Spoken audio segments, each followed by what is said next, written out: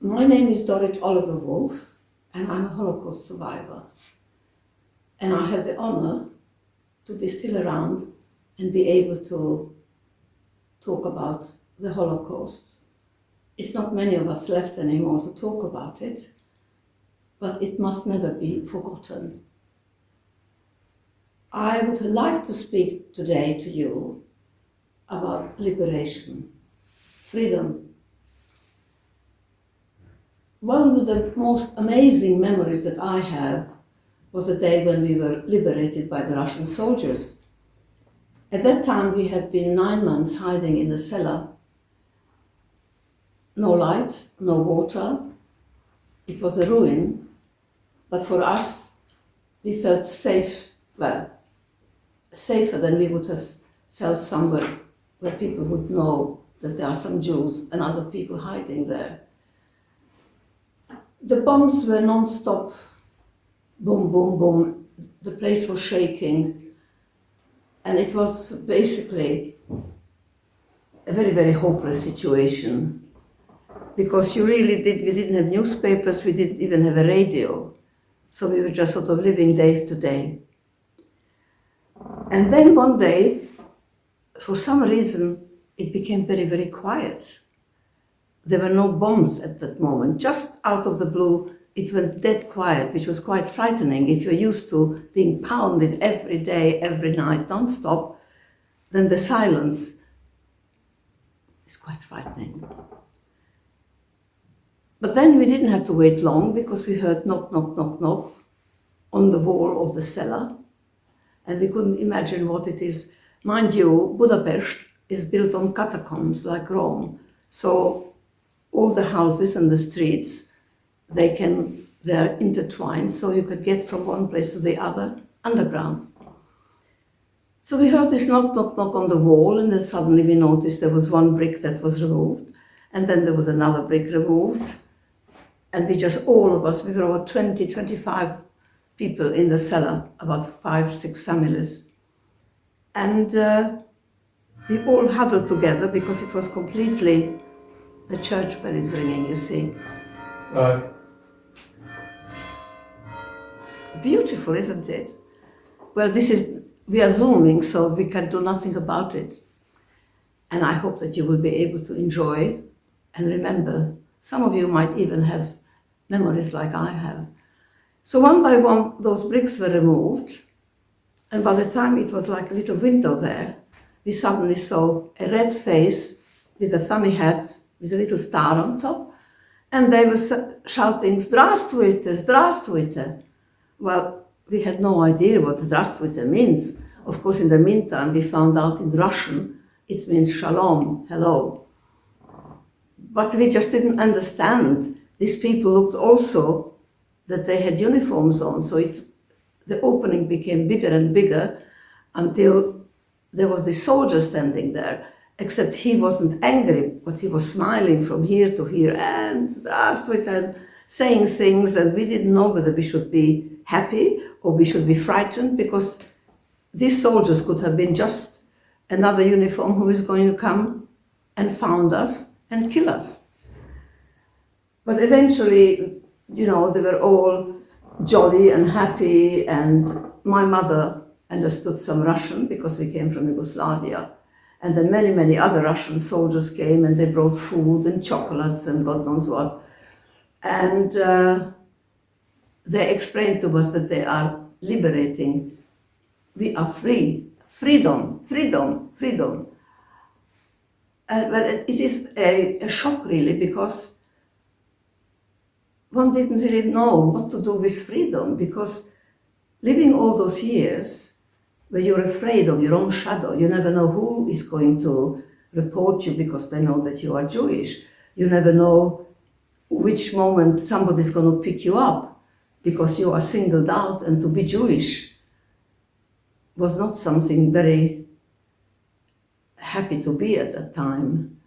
Whilst to wear a Magen David when you were young and a child, you were very happy to wear the Star of David because it was beautiful. You were given this usually at a bar mitzvah or bat mitzvah.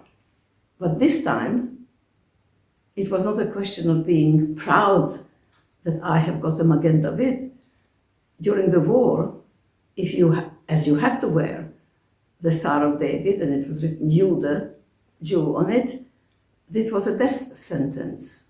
So it has a completely different meaning to people to wear the Star of David.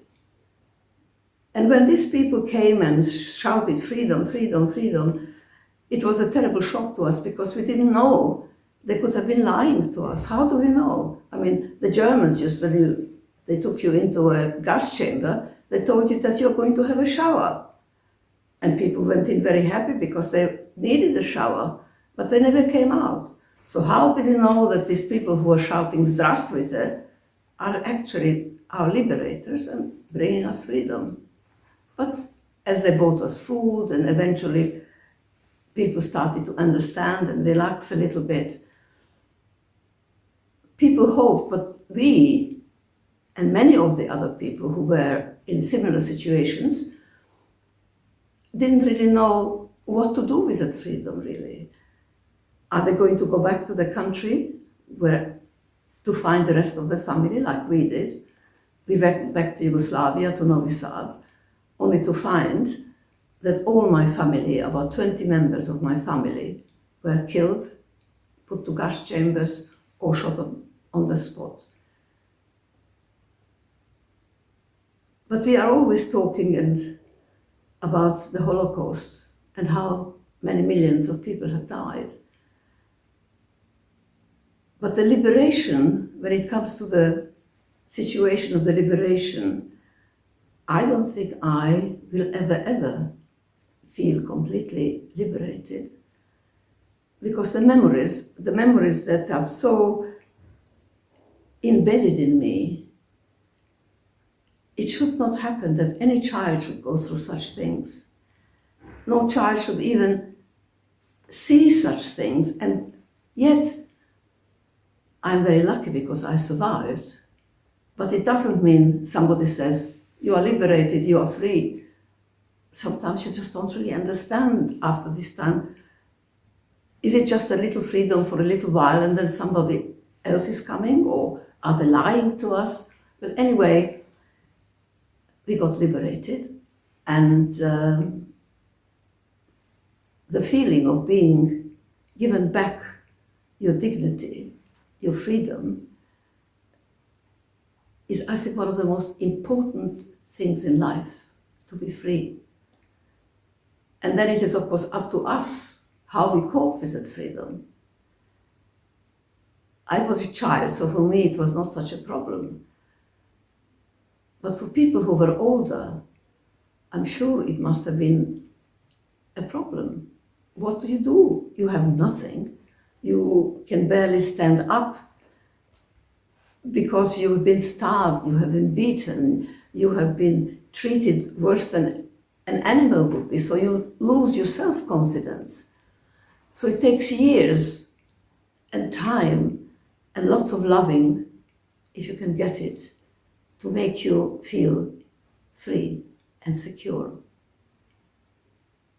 And it is very sad when you see and watch television, or you read the newspaper or hear the news, that there are so many people who still haven't got the freedom. And we should all work towards it, against anti-Semitism, and basically against any hate, because it destroys people. And children are not born with hate. They don't know what hate is. They learn it later. And it is up to us, parents and educators, to teach them that hate is absolutely wrong, and today one person is hated, and it could be you or me or anybody else that is still hated or will be hated again. So all of us who can be here today, and I like to believe that I'm speaking to all those people who can't speak anymore, and I am dedicating my time, and as long as I have got on this earth, to be able to educate people and to make them aware that it is up to each and every one of us to stop it, what has happened. And it is light. We need the light after darkness. And that's what it is all about. And this Holocaust Memorial Day must make us grateful that we are here, still around, and free.